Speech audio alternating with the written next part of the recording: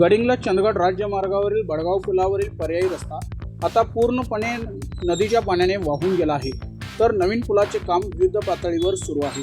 यासंबंधी अधिक माहिती जाणून घेण्यासाठी सत्यवार्ता न्यूजनी आज गडिंग्लज बांधकाम अभियंता अमित पाटील यांच्याशी संपर्क साधला।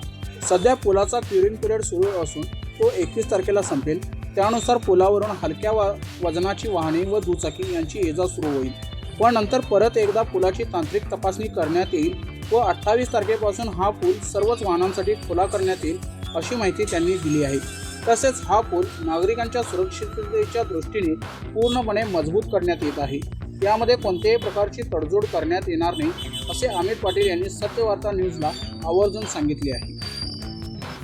तर गडिंग्लज चंदगड राज्यमार्गावरील बडगाव पुलावर आपण आहोत। बडगाव पुलावर सध्या हिरण्यकेशीची पातळी जर बघायला गेली तर पूर्णपणे वाढलेली दिसत आहे। जो पर्यायी मार्ग आहे तो आता पूर्णपणेच वाहून गेलेला आहे आणि त्याचबरोबर ज्या बडगाव पुलाचं नवीन बांधकाम चालू होतं त्या नवीन बांधकामाविषयी अभियंता अमित पाटील यांच्याशी सुद्धा आता आपण थोड्याच वेळापूर्वी संपर्क साधलेला आहे। त्यांच्या मतानुसार बडगाव पुलावरती आता साईड रेलिंग बसवण्याचं काम युद्ध पातळीवर सुरू झालेलं आहे। त्याच पद्धतीनं 21 जुलैपासून ह्या पुलावरून लाईट व्हेकल्स म्हणजे हलक्या वजनाची वाहने कार असतील, टू व्हीलर असतील ह्या जाऊ शकतील, तर 28 तारखेपासून अवजड वाहनांना परवानगी दिली जाईल असं त्यांनी आता सत्यवार्ता न्यूजशी बोलताना सांगितले। पण यामध्ये जर पावसाचा मध्ये सातत्याने अडथळा येतोय, हा अडथळा जर असाच चालू राहिला तर कामाला उशीर होऊ शकतो।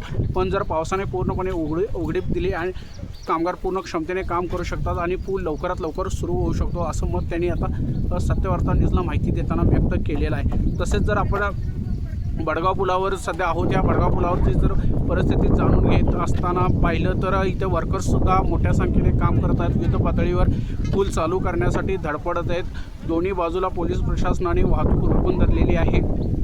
तसेच नागरिकांनी देखील पर्यायी मार्गाचा वापर करावा असं सातत्यानं आवाहन प्रशासन करत आहे। पण यामध्ये सातत्याने पावसाचा अडथळा येत असल्यामुळे आता पुढे काय होणार हे पाहणं महत्त्वाचं ठरणार आहे। जरी आता सध्या पावसाने उसंत दिली असली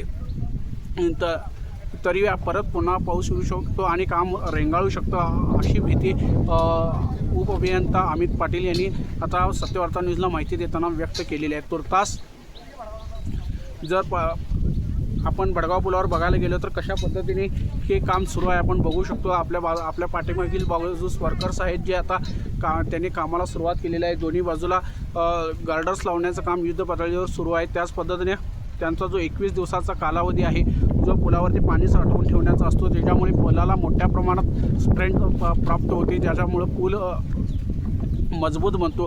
तर त्यासाठी त्यांनी आता पाणीसुद्धा साठवून ठेवलेलं आहे, त्यामुळे पूल मजबूत होऊ शकतो असं त्यांनी सांगितलेलं आहे। सत्यवार्ता न्यूजसाठी धनंजय शेटके, गडिंग्लज।